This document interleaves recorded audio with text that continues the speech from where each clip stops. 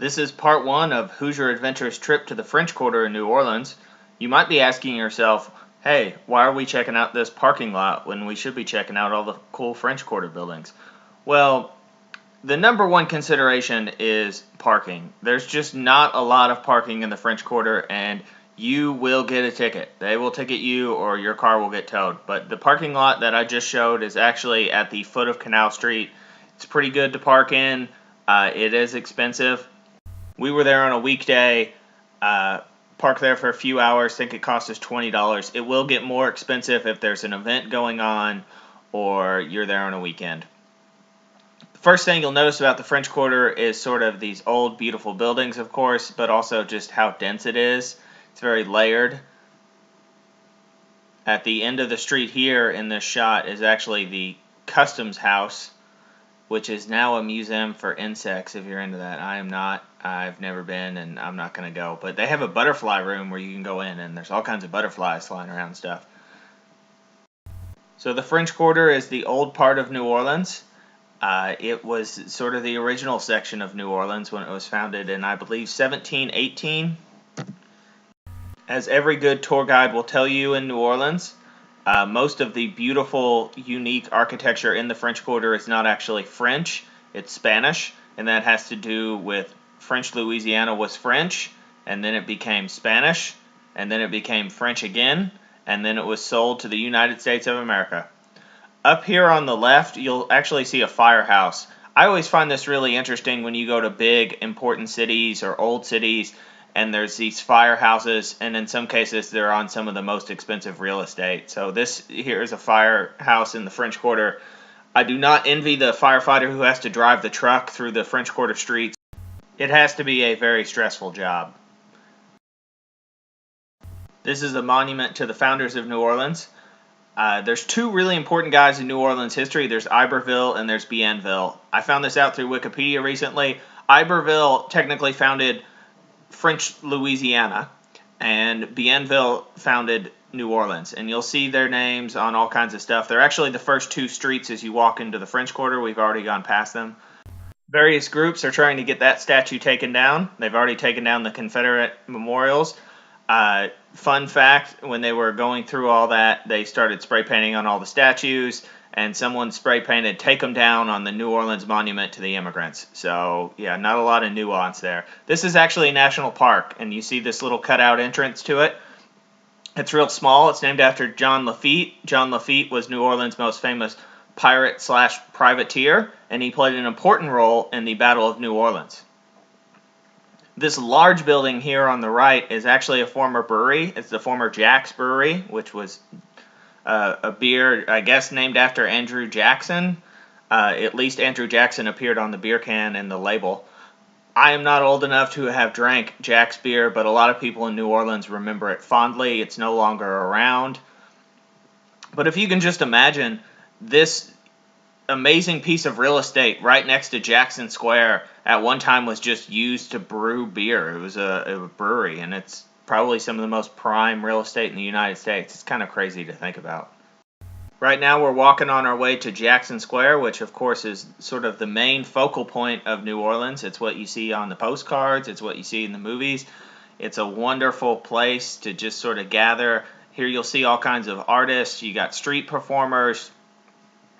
I've noticed it's been cleaned up a little bit in the last few years. It used to be kind of a more, we'll say, an unsafe-ish place. But, you know, New Orleans' only renewable natural resource is tourism, so they got to make it nice for the tourism. Whenever I go here, I'm actually reminded of a scene in Star Trek Deep Space Nine. The sort of main character, he becomes captain. Captain Sisko is from New Orleans, and he goes back to visit New Orleans, and he has a run-in with a changeling in Jackson Square who is disguised as Chief O'Brien. So for all you Trekkies out there, yeah. Alright, we're going inside Jackson Square. Now, they do shut the gates. I'm not sure what time they shut. Up there on the horse, that statue right in front of you is General Andrew Jackson, who would later become the 7th President of the United States. Of course, he's the hero of the Battle of New Orleans, and yes, there are certain groups trying to get that statue taken down as well. So, you know, my advice is either enjoy it while it lasts or get out and protest and stop them from doing it. Definitely, if you're in New Orleans and you get the chance to go to the battlefield of the Battle of New Orleans, which was fought during the War of 1812, do it. At least one of the steamboat cruises will take you there. I can't remember whether it's the Natchez or the Creole Queen. My wife and I did it as a birthday gift. Wow, that's a great shot there. Let's just appreciate that. My wife and I did it. It was a birthday gift to me, and it was an amazing way to spend a day. Also, you can eat on the cruise there and back, and the person will give you a little bit of history of New Orleans, talk about the hurricane, which is what a lot of people are interested in. There you see St. Louis Cathedral. On the left of it was the Cabildo, and on the right was the Presbytere. The Cabildo, which again is on the left, was the headquarters of the government in New France, or the colony of Louisiana, or whatever it was called at that time. You'll notice the two buildings have mansard roofs.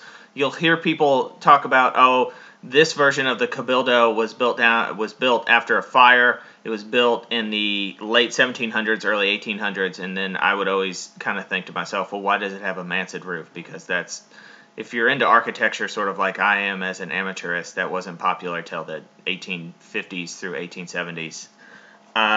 It's because these buildings were actually built sort of in stages, and the mansard roofs were not added until they were popular during the reign of Napoleon III.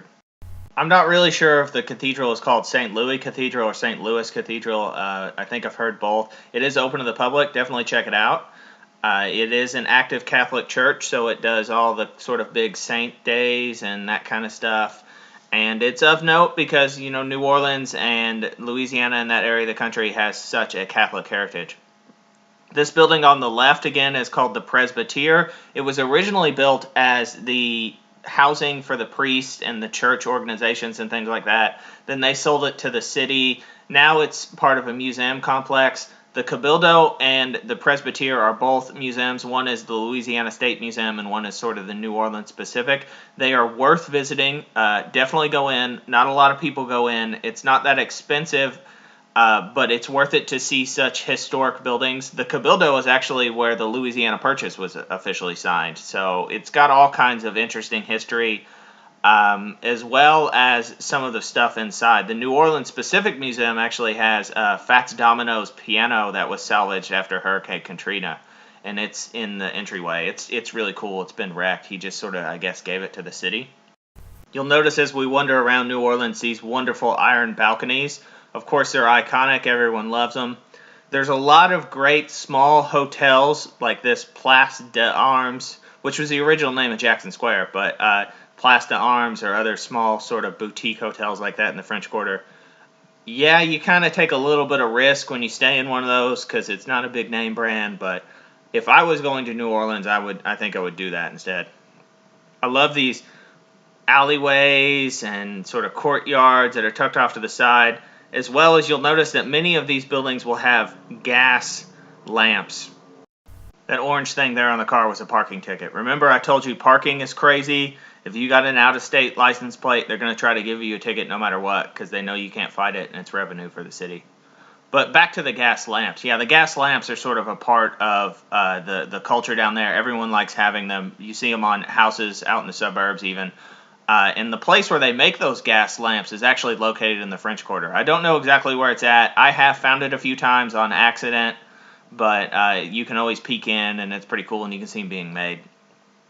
This here is another boutique hotel, followed by another boutique hotel, but what's really of note here is this fence, which is famous. It has a little story behind it, and that was a woman from, I believe, Iowa married a man from New Orleans, and she would get really, really homesick. So he made her a fence that reminded her of home, and you'll notice the little corn stalks on the fence. So it's just like Iowa. Like, comment, subscribe, and look out for part 2, which should be coming probably next week, if not maybe the week after that.